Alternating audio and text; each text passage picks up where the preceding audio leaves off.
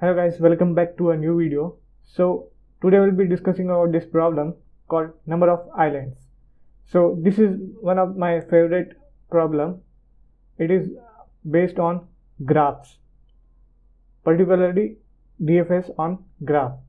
Okay.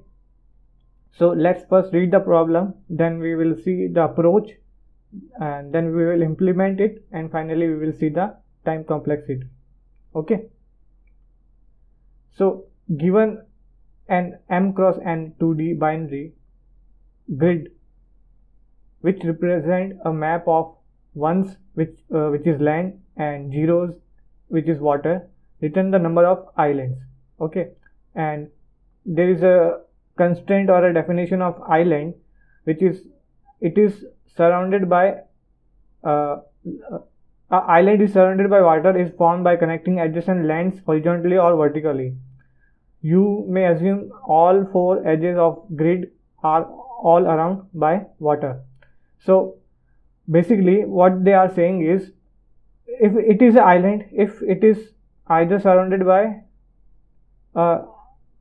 water in adjacent it's in its adjacent areas. For example, this one only we can see right, left, up and down.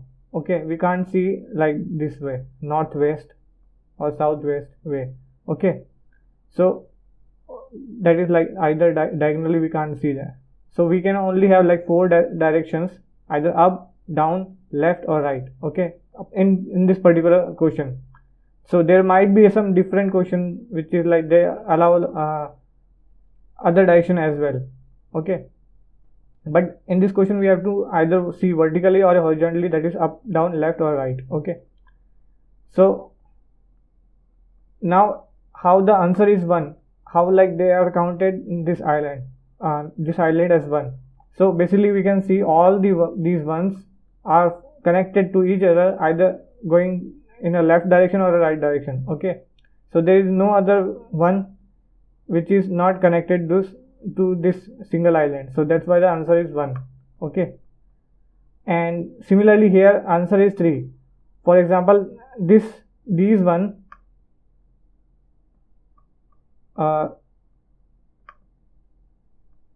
so this one or this one make a single island, because like on the edges of left, right, you can see all are zeros, so it is not connected to this one.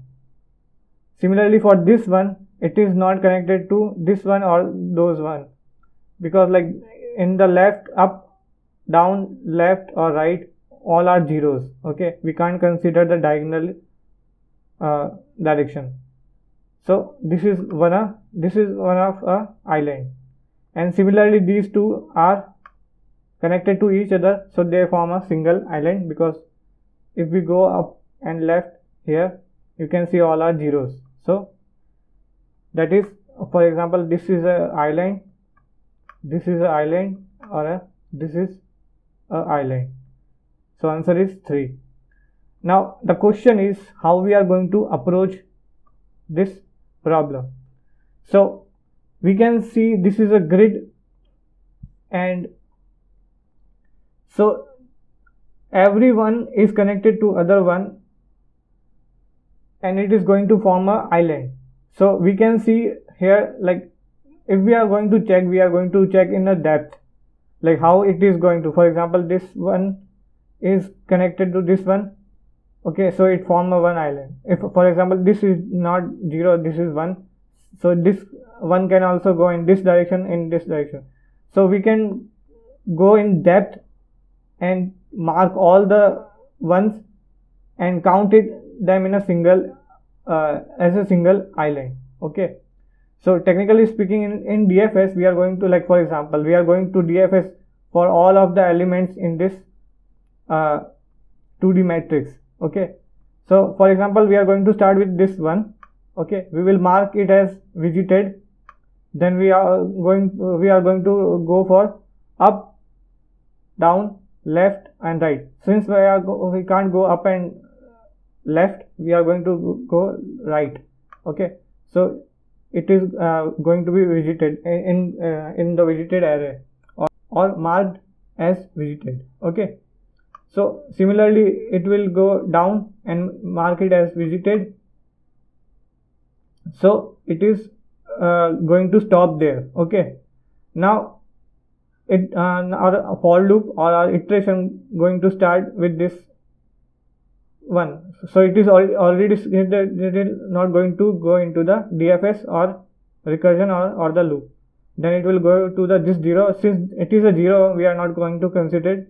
Similarly, it goes from here till here, they are also visited. Then from here to up to this one. Okay, then it's going to mark it as visited, and there will be a global variable that will going to count. We will going to see in the code how we are going to count this island. So this island is 1, this also marked as 1, so count going to be 2. Okay, and there is no way we can go DFS on the adjacent because they are zeros. So we like we are going to shift to the next iteration for this. Similarly for this, since all they are zeros, they are not going to DFS. Then we are going to visit this, so it will going to DFS in the right, and going to mark it as. So similarly the count going to be 3 because all these are visited, and we are going to get the answer as 3. So now let's see how we are going to see in this, how we are going to implement this. Okay, so we have given the grid as a vector of char. Okay, so you can see it is a character and not an integer, so we have to take care of that. Okay, so first there is a standard way to approach these kind of DFS on grid. First we have to calculate all the rows.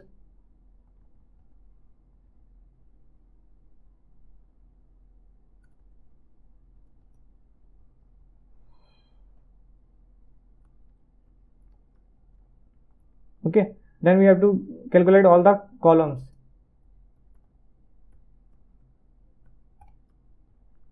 Okay, and as I told you, we have to iterate all over this grid and check for each one.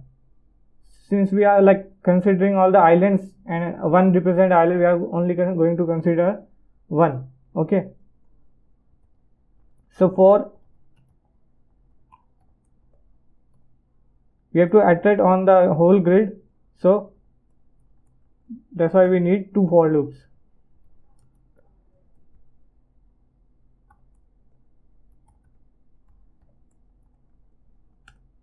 Now we have to check the condition to get into the recursion or the DFS function.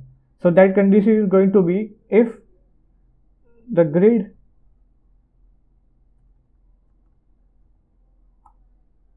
at particular cell, that is I, j, is equal to 1, that is character 1. Okay, then we are going to DFS on that, otherwise we are not going to DFS on. Okay, and as I told you, we are going to have a global variable, global for this scope. Okay, that is going to count, and that also we are going to return as our answer, so we can return it here. And so if it is 1, then we are going to count is increase the count. Okay, and it will going to be like consider all the adjacent one according to the definition, that is we can go left, right, up and down as a single island. So we are going to plus for only one for a like single DFS. Okay, so let's create the DFS function. Okay, since it's not going to return anything, we are just DFS on the grid. Okay,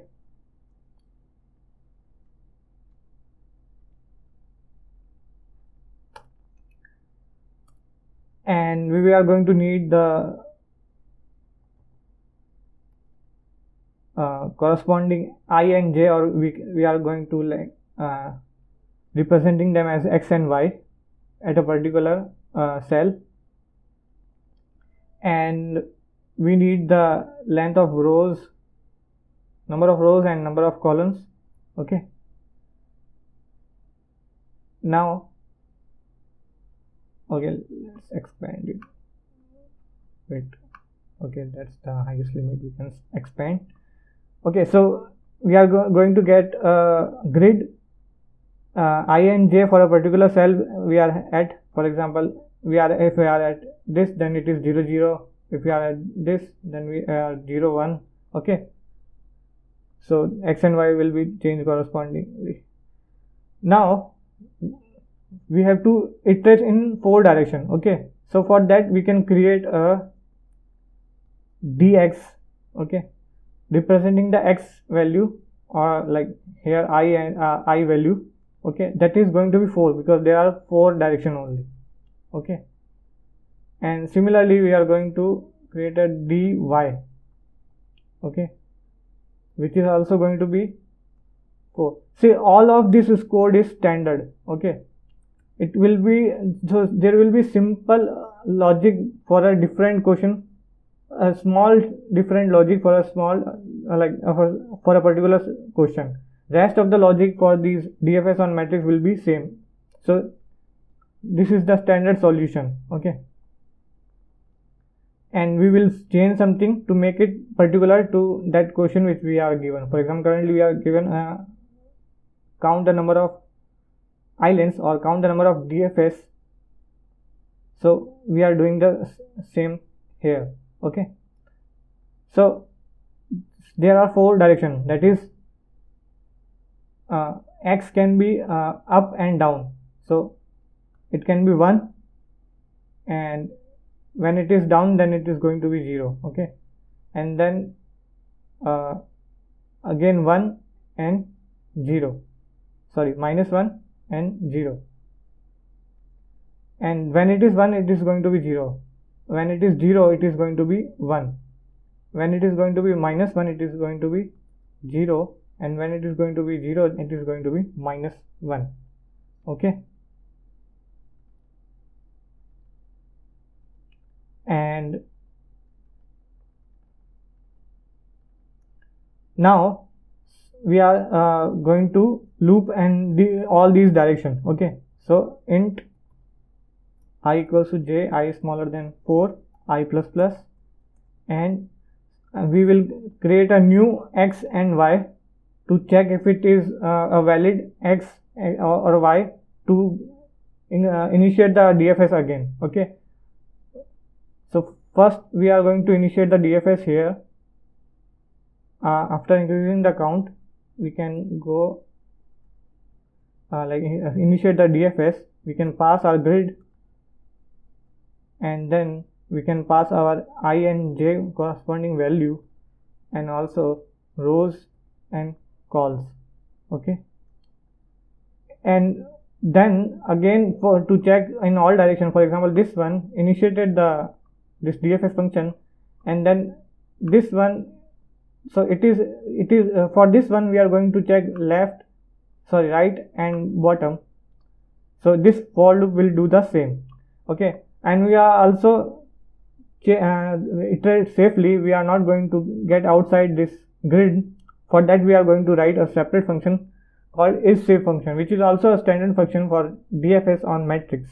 Okay, so this is let's name this xn, the new x which we are considering for our DFS. Okay, after isSafe function gets us true value that it is safe to traverse, and also the condition for this is also like if it is 1 then we are going to traverse, otherwise we are not going to consider it. So xn will be x plus what is small decrement or increment in x, which is dx. Okay, so this dx will be all of these for I equals to 4. So all of the directions considered, and we are going to take yn as y plus dy I. Let me correct here, yn. Okay, now we are going to check if it is safe that is if it is inside this grid or not. Okay, so there will be a function is safe, and we are going to check these new xn and yn, and we will pass the rows. I will let you know when I am going to implement this is safe function why we are passing here rows and column. And we are also going to check, that is and the same condition when we started the DFS. Similarly, we are going to start again the DFS for our current cell or element if it is going to be 1 and it is safe. Okay, so we are going to DFS in it. Same thing, we have to pass grid. Once you implement it 2-3 times, then you will going to get the pattern, like how this DFS on grid works, DFS on matrix works. So we will going to pass our new xn. Okay, so here there is a mistake, it should be xn and yn, not inj, because there is no inj here. I is not representing our cell row value. So xn and yn and then rows and cols according to our definition of function. Okay, now let's implement this is safe function. It is going to be return bool value, so it will going to let us know if it is safe to traverse start traversing this cell or not, with the value, let's say x and y. We also have passed rows and cols. Now like we have to check the row value is smaller than, should be greater than 0 and smaller than the length of smaller than the length of rows. Okay, so we can return true if it not going to satisfy this if condition. Otherwise we are going to return false if any of the condition in the if is satisfied, that is x is smaller than 0, then we are going to return false. If x is equal to or greater than row, that is it is outside. Okay, so you know the indexing is start from 0, so that is why we have here equals to. If it is greater than or equals to row, then we are also going to return false. If the y is smaller than 0, same, we are going to return false. If y is greater than equals to col, then we are going to return false. Otherwise we are going to return true. Okay, so this is the definition of is safe function. We have defined it. Now one thing is missing. Okay, that is when we visiting this one, we are not changing its value or marking it as visited. Okay, so if we are not going to mark it as visited, then it will go to this one, then this one, and it also going to come again up top, or it will also going to come up as top, since we are going to traverse in all directions. So when it is visited, we are going to mark it as a water. Okay, let me tell you how.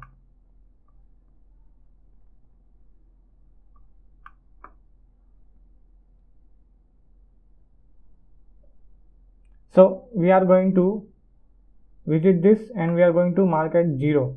Then we are going to visit this, we are going to mark it as 0, and then we are going to visit it, mark as 0, visit this, mark it as 0.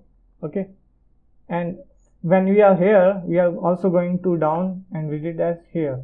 When we are here, also we are going to down and mark it as 0. Similarly, this will be marked as 0. So now it is like the iteration start when we are first at this one, and we have like DFS all these ones and marked as 0. So when we are going to shift here in this for loop,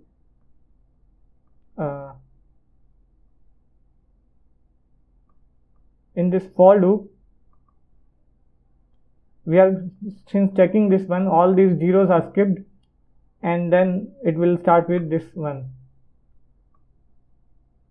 Sorry, they will also, since they are like in the same DFS, they will also get marked.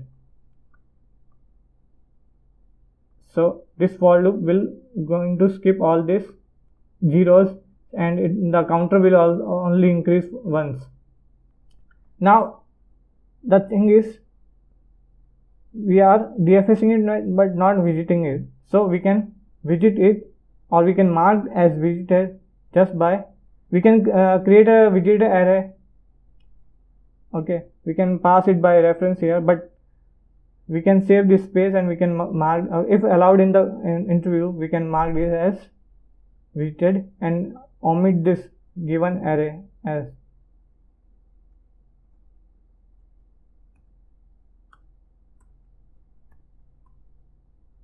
So it is now marked. Okay,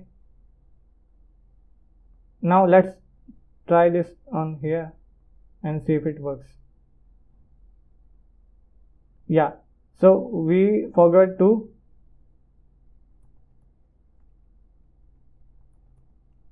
define the type for this variable.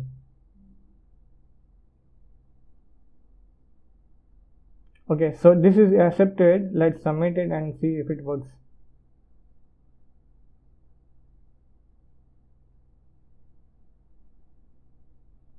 Yeah, it got accepted. So this is how it works. So now the time complexity we can like calculate. So this for loop is going to run for all the rows into column. Okay, so it is going to be, this loop is going to be n rows cross calls. Okay, and this DFS will going to be visit these only once, so it will be only rows into columns. So the time complexity is going to be rows into columns, and we are not using any extra space. We are just using this grid and marking it as 0, so we are not using any extra space. But in recursion, there can be a recursion stack which you can consider or not consider, so that will be in extra space. Okay, so that's how solve these kind of question based on matrix DFS. Okay, and like similarly they might change the question and you have to calculate something different, but the matrix on DFS on matrix, the standard, like this solution can be standard. So we have to write like this, all the direction can be, these direction can be 8 direction, and the save function is same, and the DFS is same. Similarly, like this for loop will going to be same. So you have to just omit it some changes so that it will work for that solution. Okay, so if you like this video, please consider subscribing. It takes too much effort to create these videos and edit them, so please like, and if there is any doubt, please comment down in the comment section. If there any better solution, more optimized solution, please comment down in the comment section. Thank you for watching. I will see you in a next video.